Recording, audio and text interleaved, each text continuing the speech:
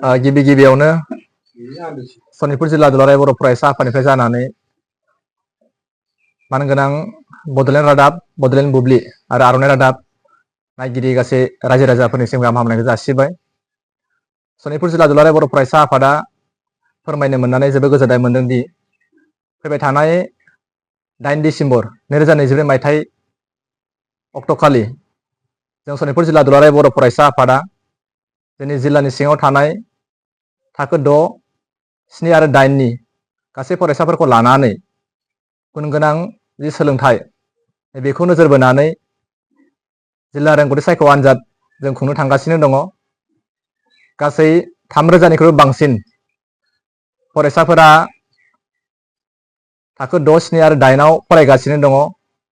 जों आसा खालामदों गासै जोंनि जिल्लानि सिङाव थानाय जि फरायसाफोरा जोंनि बे सनितपुर जिल्ला दुलाराय बर' फरायसा आफादनि थांखि आरो नोजोरखौ नायनानै नोंथांमोना गासैबो बे फरायसा बिथांमोना आनजादखौ लिरगोन जोंहा मोनसे फोथायनाय आरो आसा दङ।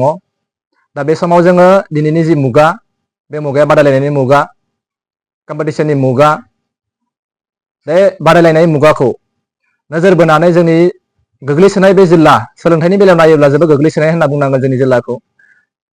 बे जिल्लानि सिङाव थानाय गोबां फरायसाफोरानो गोबां खना खनलायाव फरायसालिफोराव फरायनानै दिनै सोलोंथाइ लागासिनो दङ।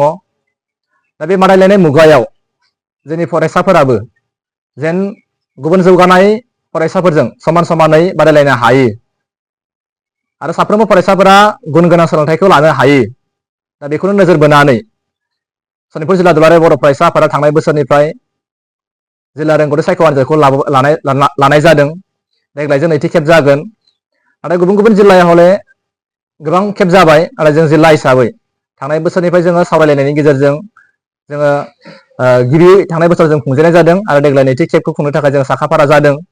दा बेयाव आङो गासै फोरोंगिरि आरो फरायसाफोरनि गारजेन बिथांमोननिसिम आङो खावलायनो लुबैयो सनितपुर जिल्ला दुलाराय बर' फरायसा आफादा जि सुजुनाय सिमां, नैबे सिमांखौ नोंथांमोना जोंखौ मदद होनानै जाफुंसार जाहोगोन आरो जों खुंनाय बे जिल्ला रोंगौथि सायख' आनजाद थाखो 6, 7 आरो 8 नि बे आनजादाव गासैबो फरायसाफोरखौ जों जिरायहोगोन आरो मोनसे जि बादायलायनाय मुगानि बा साख्रि बाख्रिनि जि माखासे आनजाद, बे आनजादफोरनि माखासे आइडिया, नलेज बे गासैखौबो जेन मोनसे एक्सपिरियेन्स हिसाबै नोंथांमोना फरायसाफोरनो होनो हागोन बा फरायसा बिथांमोना लानो हागोन। दा बेखौनो जोङो नोजोर बोनानै जे आनजादखौ जोङो खुंनो थांदों 8 डिसेम्बर खालि, ओइदिनखालि जों गासैखौबो फर्म फिलआप खालामनायनि गेजेरजों नोंथांमोना गासैबो जेन आनजादाव जिरायगोन। आं बेखिनिखौनो फोरमायनाय जाबाय। गोजोन्थों। जोंनि जिल्लाया सोलोंथाइनि बेलायाव बा फरायसालिफोरखौ जों नायोब्ला जोंनि जिल्लानि सिङाव गोबां बिथोर बा गोजान गोजान जिबायदि डिस्टेन्सआव थानांगौमोन राइट टु इडुकेसन बायदि बेबायदि गैया आरो गोबाङानो भेन्सार फरायसालि। दा बेयाव गोबां गोजान गोजान फरायसाफोरा फरायहैयै हिसाबै जोङो आनजादनि जि मिरु बा आनजाद लिरगोन थावनिखौ जोङो गाव गावनि फरायसालियावनो जों खुंनो थाखाय साखाफारा जादों। दा बेनिखायनो फरायसा बिथांमोना गाव गावनि फरायसालियावनो आनजादखौ लिरनो मोनगोन हिसाबै गोसो गुदुङैनो बिथांमोना बाहागो लागोन। आं बेखिनिखौ खावलायनाय थाबाय।